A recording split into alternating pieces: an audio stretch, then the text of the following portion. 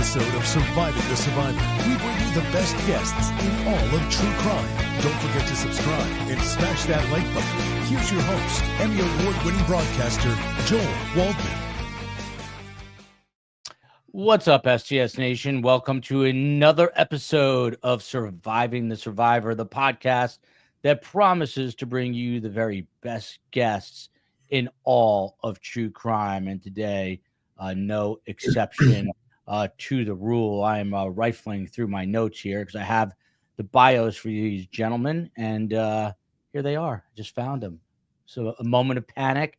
Good thing we've got Dr. Scott on the show, psychologist, to help me through these anxious moments. We are going to be discussing once again, and probably for the last time for a while, the Hana Kobayashi case.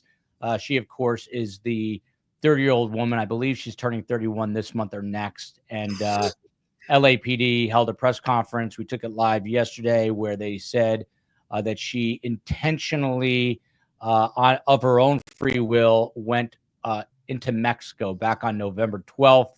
It's a tragic story because 12 days after that, her father, who was looking for her in Los Angeles, he unalived himself. It's a word, the wording we use here on YouTube. And we're going to talk to Dr. Scott about all of this in a moment, as well as Chief Lewis Barry, who is a retired chief. What was the agency in Massachusetts again, Chief? I worked for two. One was down on the Cape, town called Orleans, and the other one was out near Springfield, town called Granby. And for those who do not know, Springfield, the home of the NBA Hall of Fame. Hall of Fame, yes. Yes, yep. Exactly. And right across the river is the Volleyball Hall of Fame in Holyoke. There you go. Look at that. For all you volleyball fans. So we are supposed to be joined by Steve Fisher. He is the private investigator. He's got an active Twitter feed. I've had him on the show before, if you guys remember. The young man who went missing in Nashville, Riley Strange. Steve was working that case. He worked this case for free, as he does a lot of missing persons cases, and he was really right on the money with a lot of what he was saying. But he took a lot of heat from people online because some of the things he was saying, the family wasn't appreciative of it because, sometimes I guess the truth is obviously very difficult to take. So he was dealing with some of that. And from what I understand, he's dealing with some sort of urgent matter. So Steve Cohen is doing what Steve Cohen does, and he's trying to get Steve Fisher to join us. Again, one of the investigators who worked this case, obviously not a member of the LAPD. He happens to live in the greater Los Angeles area, as does Dr. Scott, who is a Los Angeles-based psychologist. He is co-host of the acclaimed forensic and true crime podcast, LA Not So Confidential, with our good friend, Dr. Shiloh. His professional expertise lies in forensics, with extensive experience as a correctional and law enforcement psychologist. Over the past 7.5 years, Dr. Scott has been an integral part of an emergency co-responder team partnering with law enforcement to provide psychological support during and after critical incidents in the field. And then, by the way, if you need it, he also does marriage therapy. So we can call him for that as well. And last but certainly not least, you've got Chief Barry. You just heard from, who was a chief at one point on Cape Cod and also in Springfield, Massachusetts. He's now the sole owner of a private investigation firm. Over 40 years of investigative and case management experience, 35 years in law enforcement, 24 as a police chief. So quite a bit. And there's quite a lot to get to today. And I'm interested in this because we have both the chief, who is an expert in missing persons, and the psychologist, Dr. Scott, who's an expert in families dealing with missing persons. So we've got a lot of the bases covered. And again, I'm hoping that Steve Fisher hops in here. He was actively searching for her. But according to the LAPD, and they held this press conference yesterday, but there's some news coming out with the family today. They were quoted as saying, "This is now the family. Please continue to share Hannah's story. Keep her in your thoughts and your prayers." The police, meanwhile, LAPD said that the case is going to remain open until she's assured to be safe. So, Chief, to you, is this typical or atypical? Obviously, the LAPD, a huge agency, second to the NYPD. They hold this press conference. They tell us she went willingly. They said she was alone. She had a bag. She crossed into Mexico. She didn't appear to be in harm. Didn't appear to be any sex trafficking or anything nefarious going on. And then sort of slip in the fact that the case still open, which I don't think a lot of people realize. So what does that mean from a law enforcement standpoint? I think that they, rather than close the case and go on to other things, they're going to keep the file open. They did indicate, as far as I know, that they are not going to go into Mexico and conduct an investigation. Missing persons in Mexico are extremely difficult due to the situation down there. So I can understand that, but there's still a lot of questions, I think, that need to be answered. And I think Dr. Scott could probably be much more familiar with this type of situation than I am, because it's very unusual for a missing person to disappear like this, although we do run into cases from time to time. But I think they certainly want to. There's a lot of unanswered questions that LA would certainly want to answer, both for their own satisfaction and for the family. Yeah.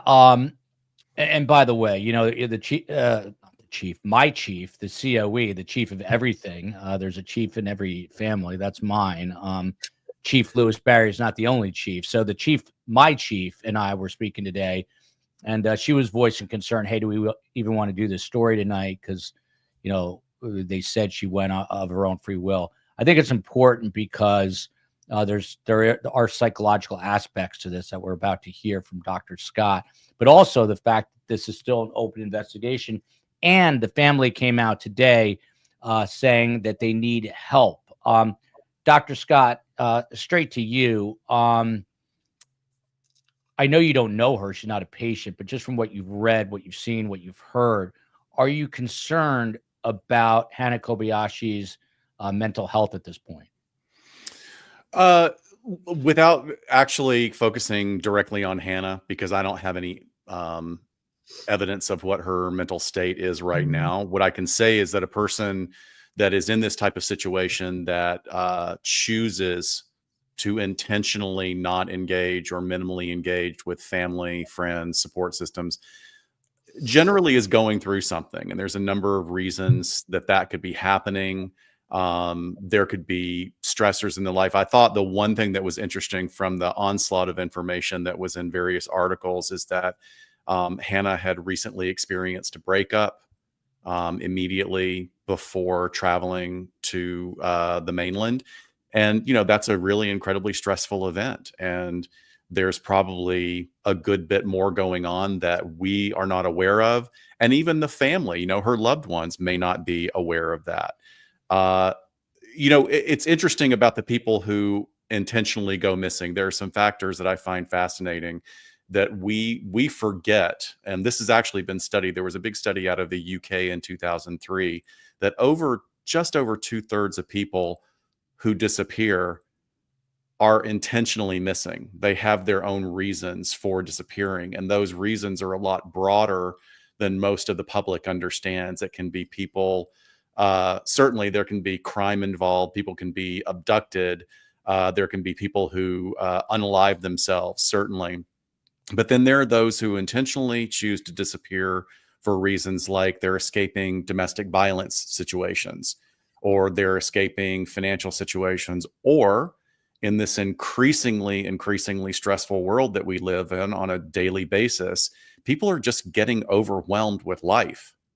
There have been cases like this that sort of bubble up to the surface every once in a while, especially for those of us in the true crime community and content creation community. They're not very often, but of course, our ears prick up when we hear about a young woman, an adult, but a young woman intentionally making a series of decisions that separates herself from a support system and then walking across a border into another country with no way to contact her. So this is a really stressful event, and the impact is going to be far and wide. I think the Los Angeles Police Department's response has been pretty impressive. I wish people understood how difficult it was for law enforcement agencies to address the issues of missing people. I mean, we live in Los Angeles County, which has a population of almost 10 million people. We have 23 different law enforcement agencies in our county. Sometimes the communication between those various agencies is really streamlined, and sometimes it's not. So the fact that there was tracking and we're able to get a bead on her through various steps until she disappeared is pretty impressive. And of course, we're all hoping for the best and hoping for the best for the family as well, because there's been a lot of online backlash against the family members, which I think in a stressful situation like this is quite unfair. Yeah, very eloquently said. One thing you said piqued my interest, which is just generally everyone seems to be a little bit more stressed out these days. I always wonder, is it true? Like, I know my own dad was stressed out a lot. He's a Depression era baby, always worrying about finances. Absolutely. But is there something to it that I guess since the pandemic, it does feels like there is a heightened stress level amongst more people? Is this true, or is it just a feeling? No, you're absolutely right. I mean, you're feeling the collective stress of what goes on in our world today. I mean, we've been measuring this in psychometrics for the last 20 years or so. I mean, I like to use, I'm originally from Alabama, so of course I have a bunch of hokey country sayings, and one of the ones that I grew up with is, how do you boil a frog? Those of us that are over the age of 50 will usually know what that means. You turn up the heat really slow, right? So what we do is we just keep turning up the level of stress that we're all under, and we keep turning it up incrementally so that our baseline is wildly skewed. So first you're that frog in the pot thinking, I got my own private swimming pool. Oh, wow, there's some bubbles here. Now I've got my own private jacuzzi. Oh, well, now I'm soup, right? And that's what the impact of long-term and incremental stress has on all of us. We live in a divisive world right now with a 24-hour news cycle, a lot of conflicting information, which then stresses people out even more, because it's put upon them to try and figure out what's going on with all these different voices in the paper. Yeah, and by the way, I'm happy to see these comments. LAPD rocked this, in my opinion. Bravo to them. A lot of people, it's easy to kick police, especially when someone is missing and they're looking for them. I think they did as good a job as they could have. I guess my only question would be, should they have gone? And let me ask you, Chief, now that we've had 24 hours to reflect on it, in retrospect, should they have sent LAPD representatives down to the border earlier? Because now we know she went into Mexico on November 12th. Her father unalives himself 12 days after that on November 24th.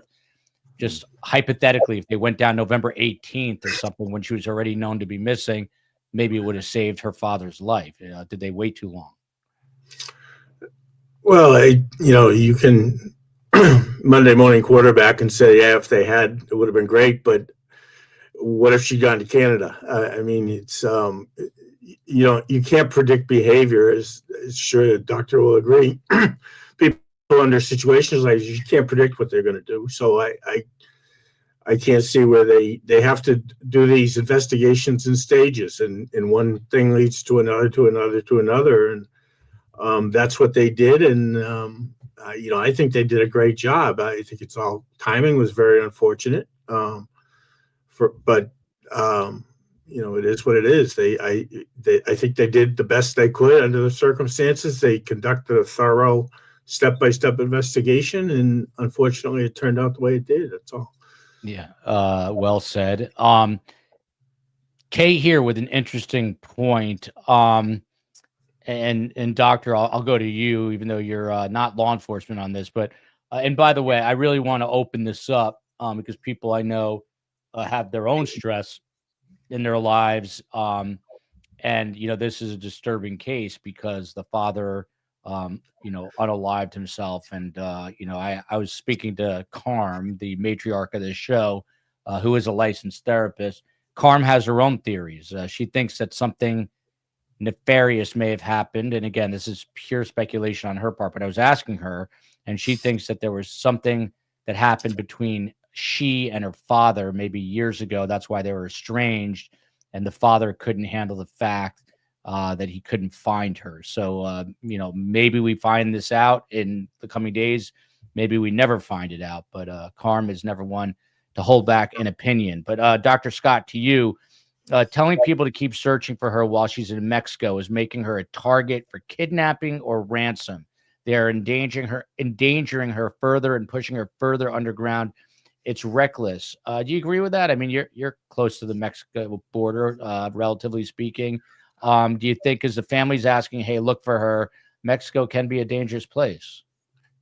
I think that that's a valid point. I don't agree with it as necessarily a binary option of one or the other. Yes, there are incredibly safe places in Mexico. If it wasn't, then the tourism industry would be completely over by now. But yes, there are some dangerous places. But that being said, we can't make a generalization of just to say, don't look for her, because then there's nothing. There's no one. I understand that, your listener is concerned about safety, and maybe we don't want to publicize it too much. But then you also have to look at it from a standpoint of the people that are going to go to the trouble of kidnapping and ransom generally are experienced in this area and know what the possible amount of money that they can receive would be like. I've not gotten any indication that this is a family of extreme means. So I'm not sure if that equation completely bears out. But my main point is that I don't think we can be black and white about this, is that maybe, if possible, we speak to experts in Mexico that can be hired for that purpose of helping to find people. But as our other guest here with way more experience than me in that particular area, when we're talking about Mexico, it's a different world. It's a completely different country, and it's a different way of doing things than the U.S. Yeah. By the way, thank you. This is retired LAPD detective Moses Castillo. Steve Fisher, who was a private investigator working on this on his own, who came up with some really good information. He had some kind of urgent matter to attend to, but we will get him on, because I do want to hear his story and the different steps he went through. But we've got the retired LAPD detective who was helping the family, and Detective Castillo. I know you're somewhat limited. I know you're in the car. We appreciate you being here. Now that you've had 24 hours a day to digest this, what sort of sticks out in your mind as an investigator? Well, I'm just glad we came to this conclusion that she's still alive. We know it looks like apparently LAPD is very confident that she's not a victim of any crime, even trafficking or anything of that nature. But there's still a lot of unanswered questions for the family. And so what makes this very tragic is that her father died in this process. And that is still a mystery as to why he would do that. But again, for anybody that's going through any crisis, whether it's emotional, spiritual, physical, whatever it is, and you feel that there's no way out, there always is. I believe that suicide is a permanent solution to a temporary problem in most cases. And I pray that the family can actually connect with Hannah sooner than later, hopefully before Christmas. But Hannah, please reach out to your family. They love you. They want to hear from you. They want to help you. They want to support you. And that's where I'm at with this today. Yeah, Dr. Sky, I think what the detective just said is really important, and I want to get your take on it. Unaliving, you said we use that word on YouTube as opposed to the more harsh word, which YouTube does not like. But he said it's a permanent solution to a temporary problem. I think that's amazingly said.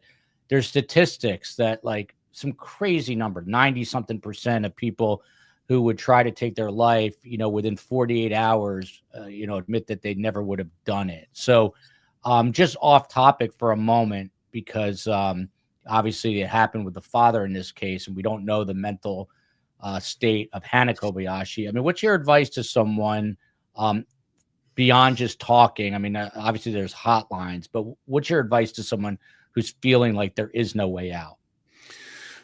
Well, I thank you for taking this sort of little side path. I think it's in vitally important. I agree to an extent that unaliving oneself is a permanent solution to a temporary problem. And that being said, though, we have to look at a big picture of what an individual's life challenges are. And we sometimes just don't have insight into what's going on. Families themselves, even the best of families have some pretty intense dynamics in them. And when one person decides not to be operating in the way that they usually do, that can throw the entire family into disarray. So it sounds like that there was an incredible amount of stress that the dad was under. Maybe we'll never know about what that entailed. And this might have been something that literally sort of the straw that broke the camel's back.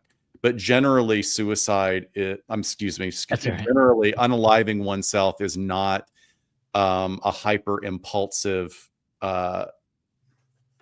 deed that occurs without any history, without any thought. So if people are really struggling with depression, if they are struggling with feelings of wanting to hurt themselves, of feeling not connected to the world around them, if they're feeling like they're out of body a lot, if they're feeling depersonalized, derealized, just pick up the phone and call 911. I mean, I have to say that it's one of the best things in the US right now is the network of resources out there for people that are experiencing a mental or an emotional health emergency. And 911, especially out here in California, is set up to immediately go into a network of options where you can be connected if you're on the verge of unaliving yourself, or if you're considering, if you have passive ideation, they will route your phone call 24 hours a day to a clinic that is open, to someone that can talk to them. And if necessary, we can institute emergency hospitalization to keep them safe. So if you're feeling that way, especially, and I'm glad you bring this up, it's interesting timing. Here we are at December 3rd, and we're steamrolling into the holidays really quickly. And holidays usually are an incredibly stressful time for people.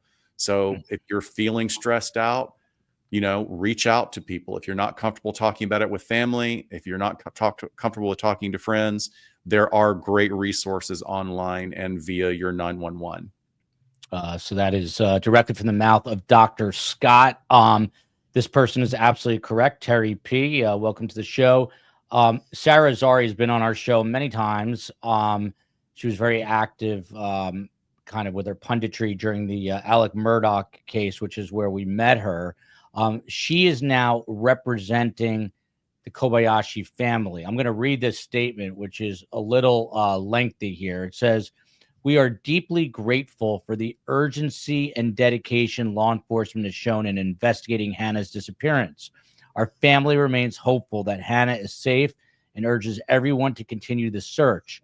The search is far from over, and we are committed to doing everything possible to bring her home safely." And I'm going to stop it right there. There's another paragraph, but Detective Castillo, back to you, and then we'll get to the chief.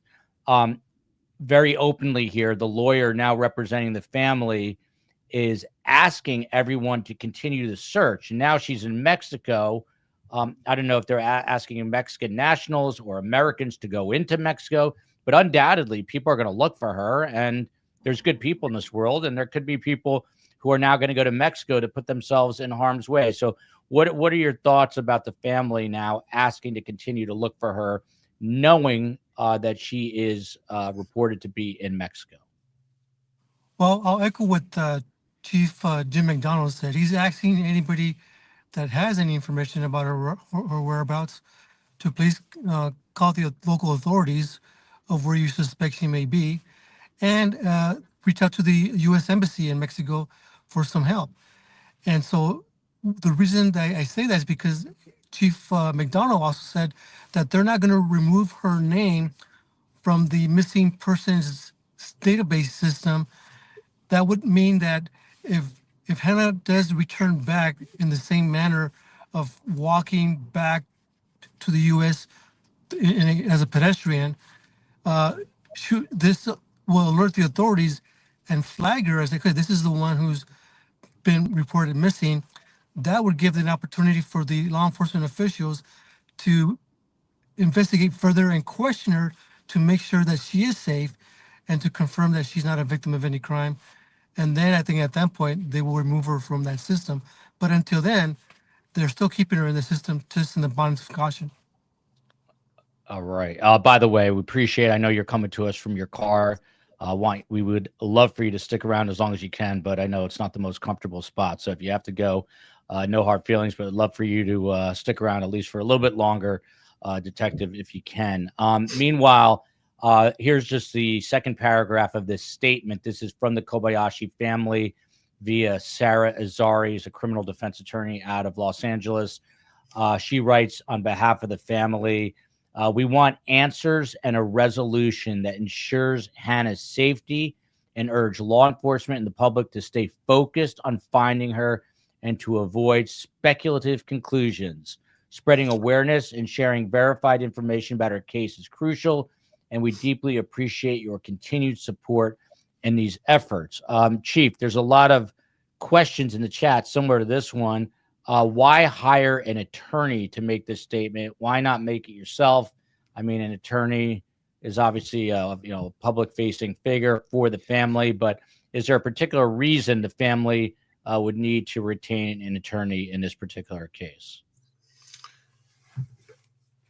Well, I think it's a smart thing to do on behalf of the family. That puts another layer between them and all the potential fallout from this type of situation. Like you had said before, they were getting death threats and took down their Facebook page and all that. And I think the attorney, number one, is probably has more expertise in wording press releases like this than the family might. And, I think there's a fine balance here where they want everyone to stay vigilant, and because in their mind, she's still missing. They still want a lot of answers. And yet they're afraid that people are going to say, oh, they know where she is, it's a voluntary, and forget about her. And that family obviously doesn't want that. But I think it's a good idea to hire a professional, speak for the family. There's one spokesperson. Questions can go to the attorney, not to the family. I think it's a good move on their part. And Dr. Scott, you see here from Factory Reset, could all our public caring be driving her further away? Interesting question. She may fear backlash in the United States. I mean, it's a great question. She's got to know by now. I mean, has to know by now that there's a ton of attention on this. Is it driving her? Is it pushing her away, do you think? Look, I think that's a great question, and that would be a possibility. I would point out that some of the information that we have, which would seem to contradict that, is that she was intending to take a sort of an e-break, as it were. She wanted to get off social media. She stopped answering her phone. So it is possible that she's not aware right now. It's also possible that she is aware. I think it seems pretty dramatic. Like there are some factors that I find fascinating. One is that she was organized. I know this. I'm going to use some psychobabble terms in certain ways, and I hope it doesn't go too far afield. But when people are having like a severe mental health episode, they tend to become disorganized. Like they're not able to keep themselves together as far as like grooming, hygiene, belongings. One of the things that we see with the chronically and severely mentally ill is that they lose objects constantly. So here we see evidence that this young woman was organized. She was described as, well put together. She had her luggage with her. So there seems like a lot of active choice and thought out choice, not necessarily a lot of impulsivity right here. So, I mean, not to say that we don't know the big picture, but It seems that there are other factors going on that I think are just as important. I don't know if she's going to be invested in watching herself on social media right now. Clearly, something started with her after she landed. She had a perception of some things going on, maybe some money missing. And then there was indication that one of her family members said that she was responding to texts using words that she did not usually use. So that's something that a family member would notice, but it also doesn't mean that she's not, doing that intentionally as well. So again, a lot of factors. We have to make sure that we don't muddy the waters with all of this. I don't want to put out there that she is running to escape something or a particular saturation of media. In figuring out what the motivations are right now is probably going to be beyond us. And we're just going to have to stay in a place where we hope that she's okay and in a supportive environment. So Detective Castillo, one thing that we are learning, and a shout out to Emu who emailed me this, but I saw this. KNBC today reported, this is a reporter named Eric Leonard, that the family said it's not the first time that Hannah has gone missing. There have been other incidents previously. This was a source who was talking to this person. I don't know that it was a family member per se. The source did not elaborate on specific situations, but Detective Castillo, again, from a law enforcement perspective, not a psychological perspective, if this is a common occurrence, is this something that at least families should have let LAPD know about? Do you think it's something LAPD found out about, early on, if this was in fact something that is kind of a repeat or pattern behavior? Well, I could answer it this way. I do know that the initial intake of doing this missing persons report, that question is asked of the family member or the person that's making the report. They'll ask that. It's probably one of the first question probably, has this person done this before? And I'm not sure what the answer was at that point. So whether or not that was known initially, I know that that's the first time I hear it published in the media. It doesn't mean it wasn't known to the police department, but nonetheless. But I do want to add one other thing. I read a study about missing persons once they are interviewed post returned or post recovery. Oftentimes they say one of the reasons why they sometimes hesitate in coming back is because of the shame and guilt that they feel for putting their families through all this stressful situation, especially if there was a high publicity media event that this created. So that's probably what's also occurring in this situation. Again, we're speculating, but that's a possibility. So that just adds to, I believe, we should reassure Hannah that the family just wants her home and wants to make sure she's safe, and they want to help her navigate through this and begin this journey process, if you will. Yeah. Chief, to you, let's just say you were working this case. Let's say it happened at Cape Cod when you were a chief. You find out, that she's went on of her own free will, but are you still going to be wondering, why did her father do this? Why did she take off? And you might not be investigating it sort of officially, but are investigators on this case still trying to answer all these questions? One correction, when I was on the Cape, I was a detective. I wasn't chief till I came up here. So I would certainly want to know, if for no other reason than for future cases like this. Knowledge, any bit of knowledge you can get anywhere is going to help you at some point in time later on. But I would certainly want to know, while still trying to respect the privacy of the family. I mean, if there's no crime involved and the person's returned safely, I guess officially we're done. But they still have an investigation as to why her father did what he did. I would assume that would be important to them. And what role her disappearance might have played with that, or vice versa. So I think there's a lot of questions that I would like to know, certainly, if I was still investigating the case.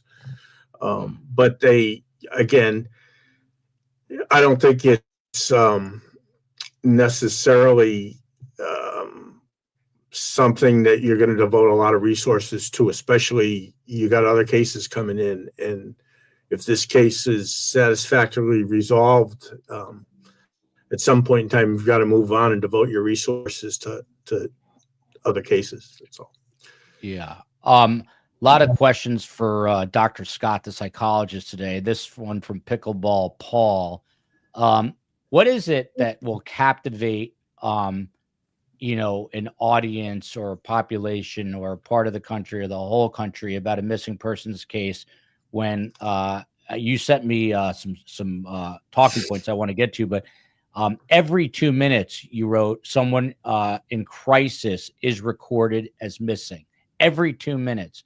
So psychologically, what do you think it is about this particular story that drew the attention that it did and continues to? Wow. I don't know if I have an answer to this particular situation. I want to be careful about how I say it, but certainly the fact that it's a woman, there's going to be more attention that it's a woman. And it's, I'm just going to speak, please don't take this wrong. Miss Kobayashi is an attractive woman. And I'm saying that we should look at all missing persons through the same lens, whether male, female, their age, their background. Everyone should be given the consideration that we give to what's currently in front of us. But I think that that's a big factor. It can certainly happen at a cycle. It can come at a particular time in a news cycle where there's a need for something and it happens to emerge, so it gets a lot of attention. I think that the family probably has a lot to do with this as well, because the family's been very active and engaged in reaching out to the police, and they were insistent and they organized as the best they can. And having said that, I want to circle back around to something else, is that people forget that in this day of content creation and 24-hour news cycle and instantaneous responses, that still doesn't mean that every family is aware of how to navigate an absolutely extraordinary situation like this. This is out of the norm. So, we can all be weekend warriors or keyboard specialists about saying, well, the family should have done this and they shouldn't have gone to the police, or they shouldn't get an attorney, or they should have done this. And try and put yourself in this situation. Like, do you really think that you're going to know how to navigate something? You live in a completely different part of the US and you're coming to an intensely dense populated area that is a tourist spot for people all over the world. Los Angeles is a great city, but yeah, it's easy to get lost here. So I think that we got to be really careful about how we judge families and loved ones navigating of this particular thing. Now, going back to your main point, though, I do think that there is more highlighted. I mean, the way we look at men and women's roles in our culture is, if a guy decides that he's going to take a break and go find a cabin or go camping for a couple of weeks, and he decides to tell just one person and turn off his phone, there may not be as much attention as there would be to a woman who disappears under the same kind of circumstances. Detective Castillo, I don't know what something the doctor said triggered this thought. And is it, did the LAPD, do you think, have they notified Mexican law enforcement? In other words, is Mexican law enforcement, are they looking for her now? Just not actively maybe, but sort of peripherally, because of, the big story that it became here on this side of the border. Are Mexican authorities, in your opinion, now involved in any way? Well, I'm not sure they're actively involved, but I'm pretty confident that they were notified of this missing persons investigation in the event that they may spot her and maybe offer her some resources. But who knows? By now, she could have probably jumped on the airplane there at the Tijuana, airport, and she could be anywhere, by now. So It's been several weeks now since she was seen crossing into the Mexican through the Mexican border, and so who knows? She could be anywhere. So they are asking for anybody, and I know some of the Spanish-speaking media outlets have carried the story, and maybe we'll get to the Mexican outlets there and get the word out. She does have a unique tattoo, and you guys have been displaying it several times here, and that tattoo should stand out if nothing else, because maybe if she does know she's being sought, maybe she's hiding, putting on a baseball cap or sunglasses or whatever. That's going to be hard to detect. But the tattoo, if she doesn't have it covered, that would be something that's obvious and stands out. Yeah, by the way, that tattoo is on her right inside of her forearm. It's a dagger through a heart. I'm not sure if the COE is able to pull that up or not. But Chief, from Cammie Bailey, and people are going to have their thoughts about this case, whether we like it or not. She says, I feel like she was being led into Mexico and threatened. Why would she walk in with no shoes? They did not want her to run. This is a classic trafficking sign. I'm not sure at all she's okay. And then you couple it with some of these text messages that were made public that, she felt in danger. She was in a spiritual awakening. Is it possible that she's in harm's way and we assume that she's not? I would not rule that out, certainly. I don't know that there's any hard evidence to indicate that. I think, again, Dr. Plow would be more inclined to lend a learned opinion on this, but I think she was suffering some type of mental health issue. That's just an opinion. I don't have any evidence to back that up, but just from what I've seen. But who knows? I mean, she in that state doesn't mean that she wasn't also victimized by someone. So, I don't know. We don't have the answers to that. And I don't think we will until hopefully she's located safe and sound and can explain what happened. But if other than that, anything is speculation, I think, personally. Yeah. Doctor, go ahead. I know you raised your hand there. Yeah, I want to piggyback on what he just said, because I think that's a really good observation. And again, I am a licensed clinical psychologist here in the state of California, licensed marriage and family therapist. Ms. Kobayashi is not my client. I have not had the opportunity to evaluate her. And to an extent, everyone deserves a sense of privacy about their emotional and mental health. Now, that being said, if we talk about the behaviors, even if she was, like I said earlier, the grooming is well done, the hygiene is relatively well done, she's organized, that doesn't mean that a person who is able to hold it together to that extent may not very well be challenged by mental health or emotional issues. And bipolar disorder is a very well-known disorder here through the DSM, Diagnostic and Statistical Manual. And one of the hallmarks of bipolar disorder are phases of what we call hypomania or mania, where a person basically just starts getting overstimulated by their own organic brain chemistry. And in those states, if they're not regulated by medication or by extreme other means of nutritional means or exercise means, your perception of the world around you can become altered. Your perception of yourself can become altered. People who are experiencing a manic episode can experience a markedly reduced need for sleep. They can have higher levels of irritability, higher levels of impulsivity, and they can have altered or disordered thoughts about the world around them. So I don't know if any of that is going on with Hannah. None of us do, except a mental health professional if she ever was encountering someone. But in my experience working in a co-responder model with law enforcement for the better part of a decade, really, this is a very common occurrence. Many of the people that require assistance in emergency contacts are experiencing a mental health episode that is related to mania or hypomania. So I just wanted to piggyback on the previous comment because I think that's very apt in regard to a situation like this. Yeah, thank you for doing that. By the way, while we have you, tomorrow, Suzanne Simpson is a missing mother of 4 out of the San Antonio area.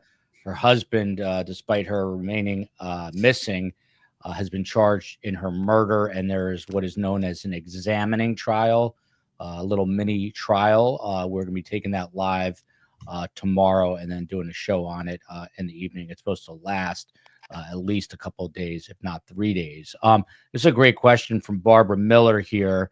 Detective, when does it become none of our business? My dad famously always would tell me, mind your business. But when does it become none of our business, in your opinion? Well, I guess when the media stops covering it, then we move on. Well, we just lost your audio. Try that one more time. How about now? Excuse me. Yeah, you're. I'm gonna have the COE work with you real quick backstage. But Chief, to you, what about that? When does it become none of our business? When should we stop asking questions? I'm sure I'm gonna get some emails tonight. Hey, you're beating this to death. Why'd you do this story? The family's asking, that you do it, but police are asking, or asking to look for her. Police are not asking, et cetera, et cetera. But when is it not our concern, or should not be any of our concern? Well, if I'm not mistaken, the family's asked to continue to look for her. So in that sense, it is still our concern. How many resources or what resources are going to be devoted to it. I think LA's made it plain that they're going to keep the case open, but they're not going into Mexico. So certainly, from the family's perspective, they still want answers. And I think at this point, maybe the public would like to know too. And I think it would help future cases perhaps to get some answers. We run into cases from time to time, voluntary disappearances like this, and there's a variety of reasons for it. Some mental health related, some are just people that want to go away for a bit, and and that's their business, and that's kind of the end of it. But so when do we? What was the question? When? How? I forget how when is it none? When should it be none of our business? Well, I guess when the family says we're satisfied that she's okay and leave us alone. There you go. That's the answer. How about hey, Detective Castillo, back to you. Someone is asking where's the video of her crossing. Detective, that hasn't been publicly aired as far as I know. Either has the video of her with this person who has since been identified and interviewed by police. You think we're going to see video of her crossing at the border just to maybe relieve some nerves? Well, apparently the LAPD feels confident that they saw it, and I'm sure they have a copy of it, and I don't think they want to release it for whatever reason. They're not going to release it, or else they would have already done so. Yeah. Your audio's cracked. I'm sorry. I know you have a little mic in your hand. Maybe if you pin it to your jacket. I'm going to bounce you out for 1 sec. The COE, my wife, should be able to help you out. But to you, Dr. Scott, you sent me some talking points, which I always love because it makes my job a touch easier. Again, you said every 2 minutes, someone in crisis is recorded as missing. I mean, that's amazing when you think about that, every 2 minutes. And then you broke down there's different types of missing persons. This is an intentional missing person, at least according to law enforcement. What are the drivers behind this? There are drivers for the different sorts of categories. What would potentially drive someone? And she said, police said that she made it clear she wanted to disconnect. We're all glued to these phones. I get annoyed every day. I delete 10 emails and I get 15 more. I delete 15 emails, I get 20. It never ends. It's a cycle that never ends. So why does someone want to go missing? Yeah, I think great question. I think it relates back to one of the points I said earlier is that we live in very stressful times and people can get overwhelmed and they want to take a break. One of the natural tendencies when we're stressed out is to make your world smaller. The smaller your personal world is, the easier it is to control your environment, right? So some people might want to go off camping or go on a road trip, or just say, okay, I'm going to check out for 6 hours. I'm going to go be on my own. But if they've been a social media and immediate text responder for the last 5 years of their life, if somebody doesn't get a response back from them, or family doesn't get a response back, of course, the reaction is going to be big. Not to really bring humor into a tragic situation like this, or a stressful situation, but there's an example just recently in the news of a young man joining a search party when he was coming back from a camping trip, not realizing that he was in the search party of people that were looking for him.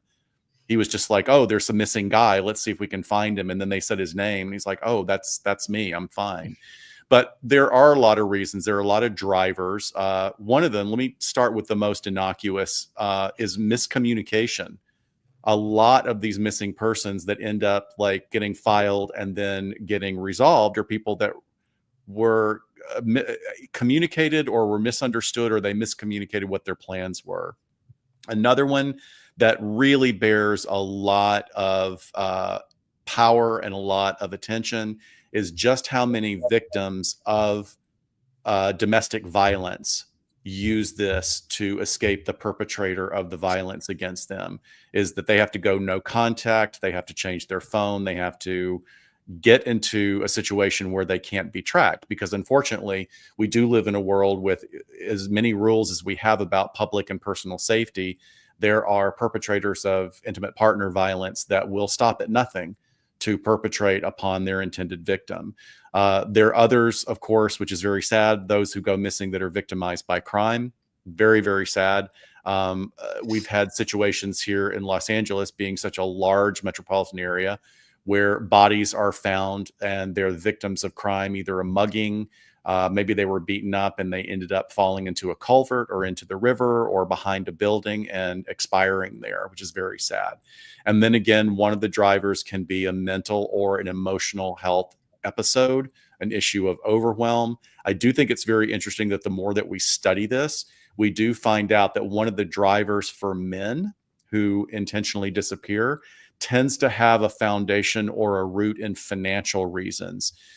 We put a lot of cultural pressure on men. Certainly there's a lot of cultural pressure on women in our world as well, but these are different kinds of pressures that come to bear. And for men, reaching sort of a breaking point of not being able to provide for themselves or provide for their families can often be a precipitator of removing themselves from society. It can also be a precipitator toward extreme violence, such as a family annihilation event.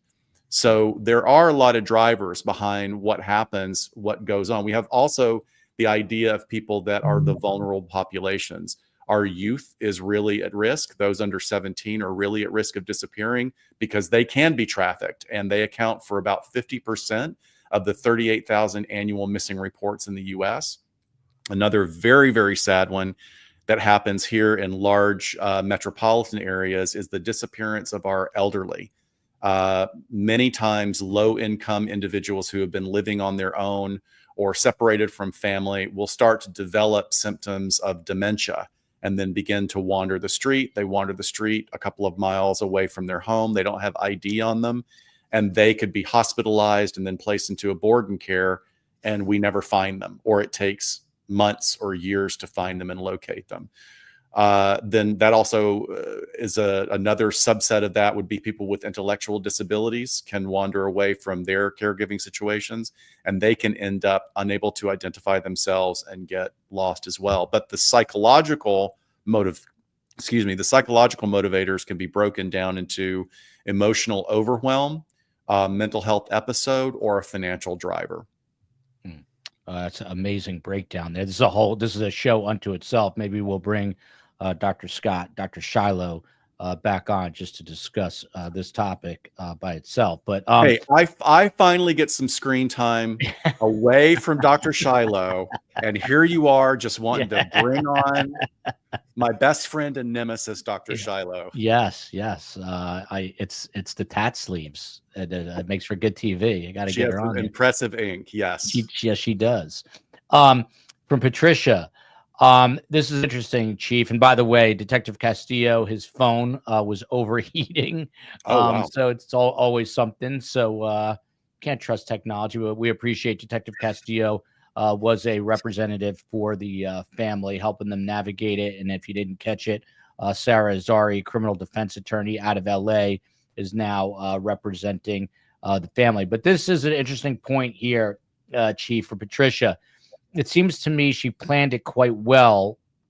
I wonder how her family didn't know she wanted to cut ties with them. And in retrospect, I mean, there was a message that she wanted to head to the Redwoods, another message saying that she felt like she was in danger, another one saying that she had a spiritual awakening.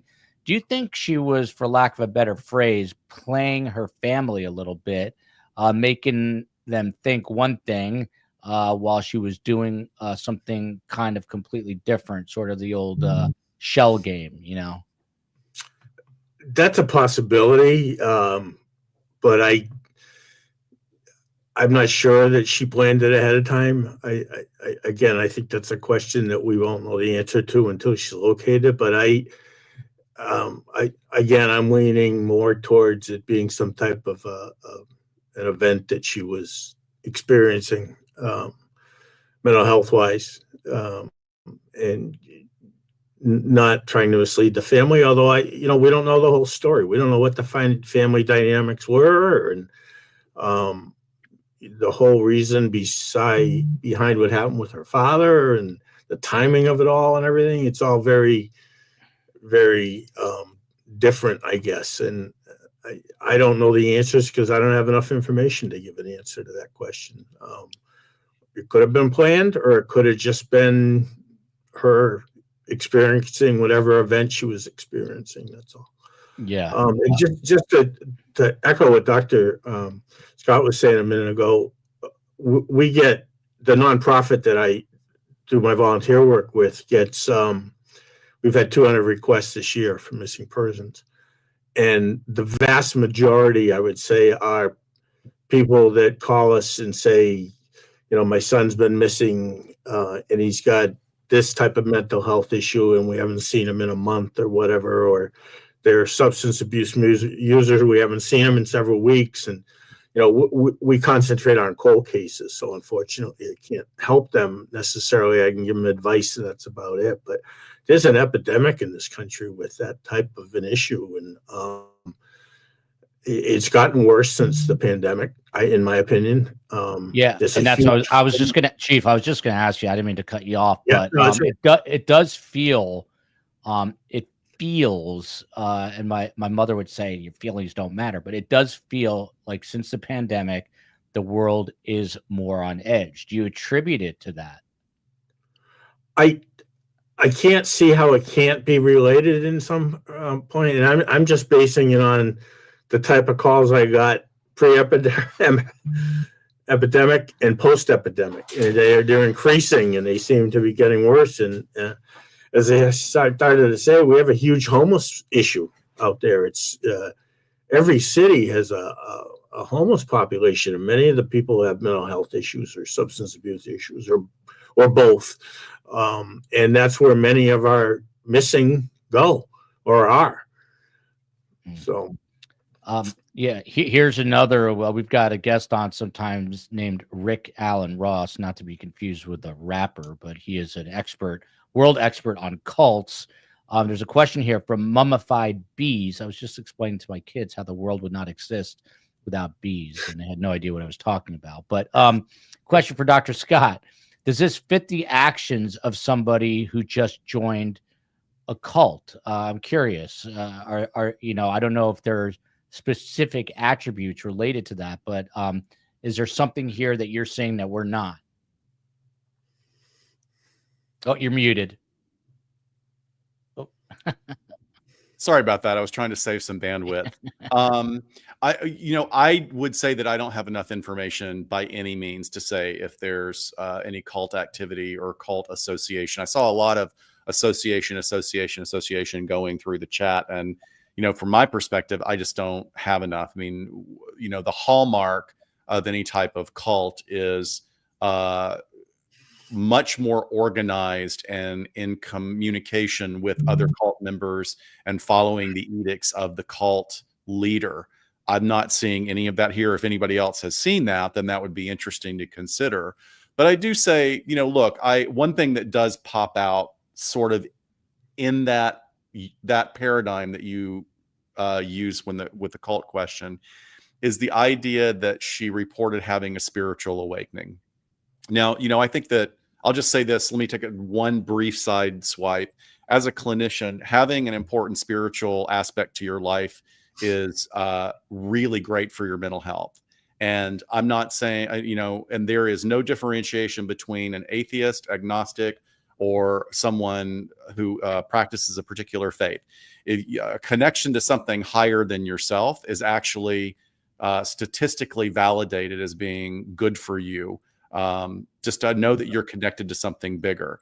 So that being said, when someone communicates to their family that they've had a spiritual awakening, I get really concerned. Like, is that normal for this person? Is that out of character for this person? Has this been coming? Are there any clues? What does that mean? Because one of the hallmarks of mania is grandiosity and like this sort of accentuated or exaggerated feeling of connection to things that may or may not be objectively true.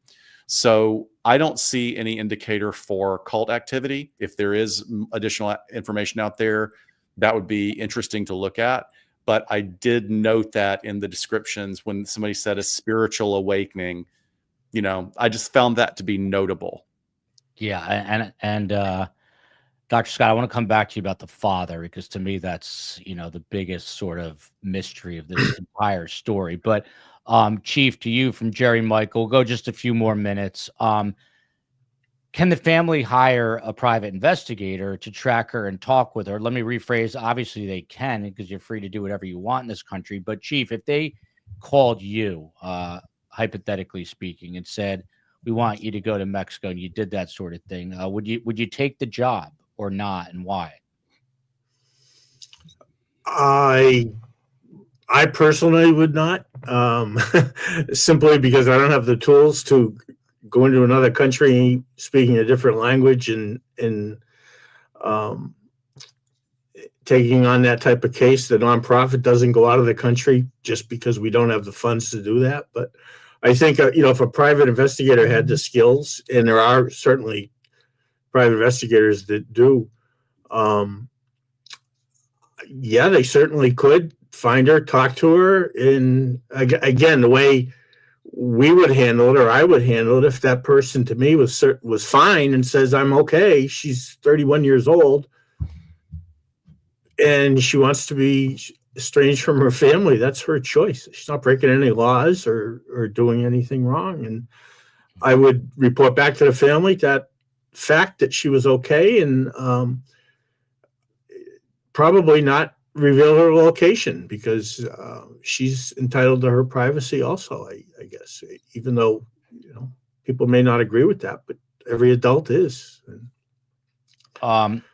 That's a great point here. If she did it of her own free will, and she is an adult, do we just leave her completely alone? Gray Space here says hyper religiosity can be a sign of psychosis or mania. I have no idea if that's true. Dr. Scott probably does. Dr. Scott? Yeah, that's a great point. That absolutely is accurate. Hyper religiosity, grandiosity, feeling that you have a personal connection to divinity that is exceptional and above and beyond anything else that anyone else is able to have, is certainly a marker of mania or even psychosis. But again, we don't know if that's what she's experiencing. I just think that it's a notable an interesting factor that was used in her communications to the family. Again, just a couple more things. I am a reporter, so it's in my blood to keep asking questions because I am curious. Chief, to you, the phone, her cell phone, which she was messaging from, it last pinged on November 11th. That was the day before the LAPD says she went into Mexico. She was seen that day speaking to an agent at American Airlines. That was 3 days after she landed. Obviously, she didn't get on the flight. She even requested her baggage to come back. She intentionally, authorities say, missed the flight. This phone, this is a pretty vital clue. I mean, if you're a betting man, would you say she has her phone on her, or she purposely let it go or let it die just because it's a source of being able to be connected, which is what she didn't want? We don't know. We don't know why she left. Does she plan to communicate? Did she just want to get away for a little bit? Which case she may just have shut it down, or did she throw it in the dumpster and that's where it sits, or we don't know. Again, she could buy a burner phone if she wanted to communicate and not be traced. People do that all the time for different reasons, and so the fact that she shut off the phone apparently indicated to me she did not want to be traced. For whatever reason, she, behind it, she just didn't want to. So, yeah. And then, Chief, there's some other things. According to the family, and again, this is the family, maybe they were purposely misled, but they said that she had this, once in a lifetime. She was big into photography. She was asked to go shoot a gig in New York City. She had this hotel. We know that her boyfriend, who she had broken up with, is in the New York area. Police talked to him. He's not considered a person of interest.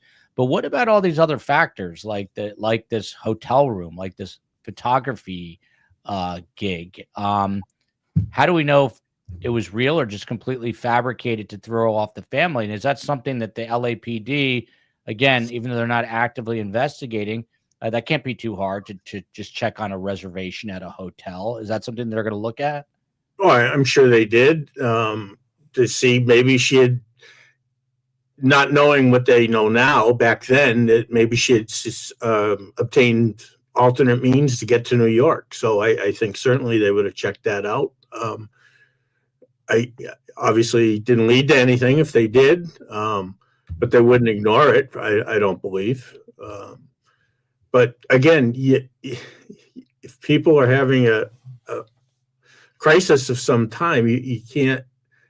They don't think logically necessarily. And I've experienced that with suicides. That the people that unliven themselves, that they don't always think logically at all. You can't explain their behavior sometimes. So I don't find it totally unusual, I guess, that she would make these plans and then do something different, I guess. Huge thanks goes to Dr. Scott. By the way, Steve Fisher, who investigated this, he was supposed to be on the show. From what I understand, he had a matter that he had to attend to. We'll get him back on. He's come on the show before, and he's a really good investigator. He took a lot of heat from the family because I think they were unhappy with what he was finding. But I'd like to speak to him on the record just to hear from him about how he went about investigating this case. And I know he has another case that he's going to be dealing with out of state. So shout out to Steve Fisher for his hard work. And also shout out to retired Detective Castillo from the LAPD, who was acting as the family rep. His phone overheated. It is always something. So he bounced as well. And we're left with two. One of them is Dr. Scott, a Los Angeles-based psychologist, co-host of LA Not So Confidential. His His other half keeps avoiding us, Dr. Scott. I don't like it. You're going to have to yell at her from me. I will do that. But again, the ink I'm impressed with, even though I've never seen it in person. So she's obviously invited back. Would love to have both of you on together. So I have to ask you, I know if I ask it a certain way, I'm not going to get any answer because you're going to say you have no idea. But when you heard about Ryan Kobayashi, this news that her father jumped off this parking deck, what was your initial thought process there? Well, first, I mean, the first and foremost is that it's tragic and that he must have felt under some incredible amount of pressure. And then beyond that, it's really hard to discern. You know, did he feel caught or highlighted or, you know, sort of under scrutiny because of putting up the GoFundMe? Maybe this is what I was sort of alluding to earlier. Maybe he just wasn't really ready for the backlash and for the scrutiny. I mean, I'm part of this too. This is a very meta statement for me making.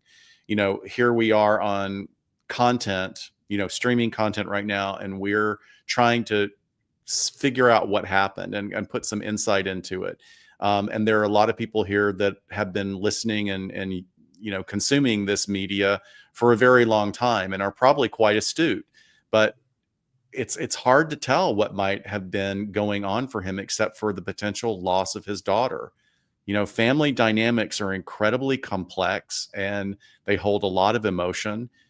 Again, the one thing for me is that unaliving oneself is generally not an impulsive issue, that there's a pathway of challenges and a pathway of emotional issues that lead to someone making that act final, unless, and this is a big unless there are substance use issues going on. Substances, whether it be alcohol or any kind of prescription meds or recreational drugs, always throw a wrench into our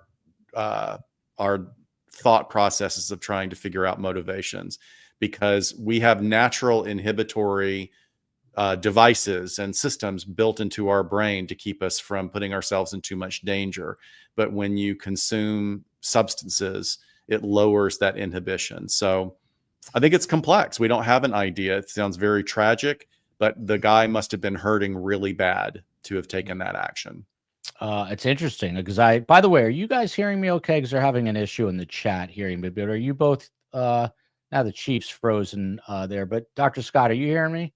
I can hear you. Yeah. I have no problems with sound. You know what? I'm going to have to file my class action lawsuit against YouTube sooner than later. But look at this. The Chief is frozen. I'm going to pop him out now. But that is Chief Lewis Barry, who is a detective in Cape Cod and who was chief of police outside of Springfield, Massachusetts. Super smart guy. He handles these cases very adeptly. And here he is. He's back. You're unfrozen, Chief. It's perfect timing. 24 years as chief of police. Your final thoughts about this disturbing case here? Well, I'm happy that she's alive and seemingly okay. I just hope for the best that she is located and we get some answers. If not only for the family's sake, but for future investigations, because I think every time we do a case, we learn something. And certainly this case is no different. It's a complex case and in very unusual type circumstances, I think.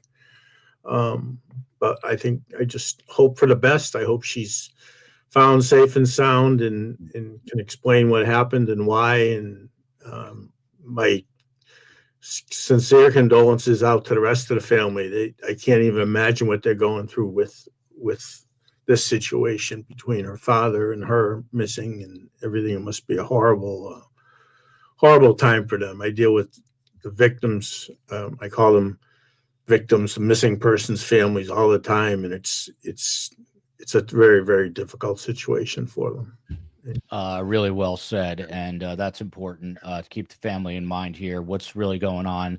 I don't think anybody knows but the family. If we find out one day, great, and if not, it is their decision to not let us know, and they have every right to do that. Sherry Douglas, I feel vindicated here, Doctor. It is YouTube all day today.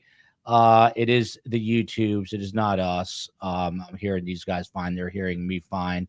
And there you go. So now I don't have to go and have a breakdown, Doctor, about my audio. However, my picture quality, COE, this has to be taken care of immediately because I am going in and out of focus, which is not good. So, and I have no idea how to fix that. Anyway, I digress. Chief, thanks again for coming on. We're going to bring you back, hopefully, with different stories. Dr. Scott, loved having you as a first-time guest. Don't know where you've been. Tell Dr. Shiloh we send our love. We'll get you guys on together, and we're going to see you tomorrow. The Suzanne Simpson examining trial is set to begin, I believe, 11:30 a.m. Eastern time. But check me out on Twitter. I'll post the show times at Podcast STS and on Instagram at Surviving Survivor. Love you, America. Love you, Mexico. Love you, Los Angeles. Love you, Massachusetts. And let's all pray and hope that Hana Kobayashi is safe and sound and just needs a break. We'll see you tomorrow.